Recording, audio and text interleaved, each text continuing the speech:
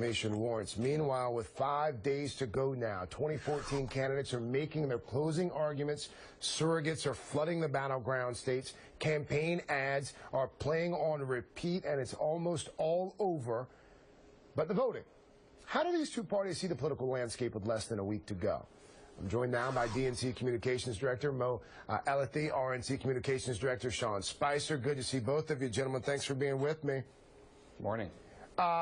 Sean, let me start with you. Mitt Romney carries Kansas by roughly 22 points. He won in Georgia as well, another state I imagine that you argue is still red. He carried that state by about 8 points.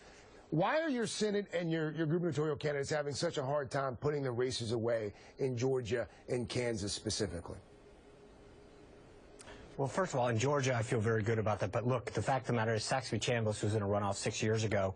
So the idea that this is somehow a new phenomena is a little ridiculous. But I feel good about where David Perdue is right now, and he's continued to climb in the last few days. So that's where Georgia is.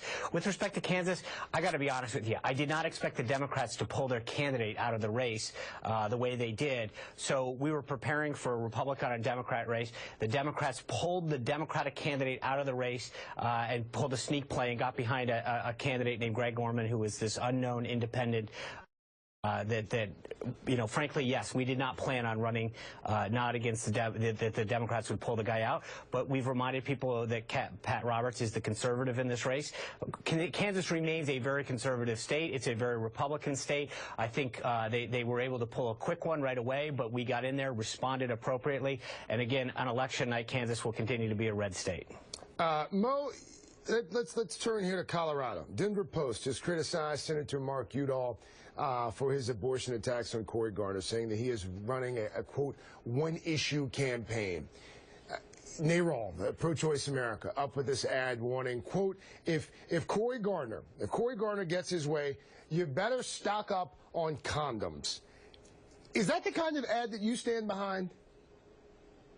Well, look, I think in Colorado and across the country, what you see Democratic candidates talking about when it comes to women's health issues is that these issues aren't just social issues, as Sean and his party would like to paint them as. These are real family economic issues. Anyone that says that access to birth control is not an economic issue is someone that hasn't paid for it, and the fact that they want to return to a day when healthcare decisions like those are left to insurance companies instead of to women and their doctors is very problematic. But it's not just birth control. It's not just the issues of women's health. It's equal pay. There are a whole host of issues where the Republican Party is bad for women. But you don't dispute the fact that much of that campaign in Colorado has been devoted to that one topic. Well, I think that's what's gotten a lot of attention here in Washington. I know Senator Udall's out there talking about a lot of different issues about how he wants to move the state forward and move the economy forward and where he and his opponent differ. But this is clearly an important issue to a lot of women in Colorado and around the country. I want to talk about something else here. Craig, really. Go ahead, Sean. Go ahead. I'm sorry. But I was going to say, Craig, I mean, look, the debate moderator the other night called him Senator Mark Uterus. That's how single-issue focused this guy is. And with respect to the war on women that the Democrats conjured up, I think it's become an utter failure because at the end of the day, part of this is actions speak louder than words. They attacked Barbara Comstock in Virginia for not having a job just by a distinguished resume. They attacked Elise Stefanik up in New York for not having worked a manual day's labor, aside from the fact that she works in her family's plywood small business. And then lastly, Craig, I would just say this. Yesterday, the Democrat in Alaska... I want to get to another state. I want to get to Kentucky here really fast. Kentucky Senator Rand Paul criticized the brand, as you know, yesterday at a stop in Detroit. I think we have what he said here. This is a snippet of what Senator Rand Paul said. Remember Domino's Pizza. They admitted, hey, our pizza crust sucks. The Republican Party brand sucks. And so people don't want to be a Republican, and for 80 years, African Americans have had nothing to do with Republicans. Why? Because of a perception. The problem is the perception is that no one in the Republican Party cares. And I know that there has been a great deal, made of the outreach effort being made in the party. But when you've got a guy who's, likely going to run for president in 2016, saying in Kentucky, my party sucks, how do you respond to that?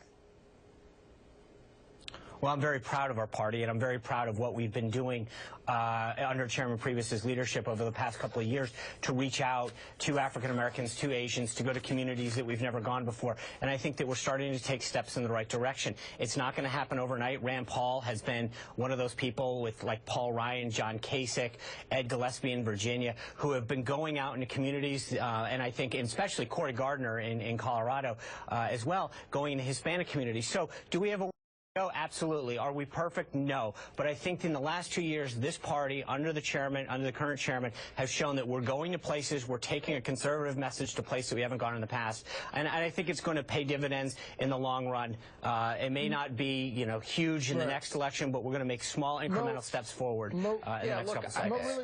Mo, really quickly, I want to come to you on something that a lot of folks have been talking about. State party in Georgia, using the issue of race to drive African-American turnout there, as you know. Georgia Democratic parties, they've distributed some flyers warning that if folks don't vote there, here's a flyer, if folks don't vote, there will be another Ferguson. In Arkansas, voters also opening mailboxes to images of Ferguson. In North Carolina, Harry Reid's Super PAC are running this ad on black radio, accusing Tom Tillis of leading an effort to pass the kind of gun law that, quote, caused the shooting death of Trayvon Martin. Is using the issue of race like that to drive turnout, is that appropriate? Look, I think our continued outreach in the African-American community, specifically in the Hispanic Are those specific efforts appropriate? Look, do I think it's appropriate to constantly remind people how important it is to vote, how important it is to make your voice heard, how important it is to remain engaged, and how if you don't, you lose your voice? Absolutely, I think that's important to keep doing. Can you not do that without trotting out the images of dead black teenagers? Look, I think there are a lot of important issues in the community that we are out there talking about. The DNC is running ads, radio ads around the country, reminding people of the need to get behind the economic agenda that we've been pushing. So there are a lot of different mechanisms that we're using out there.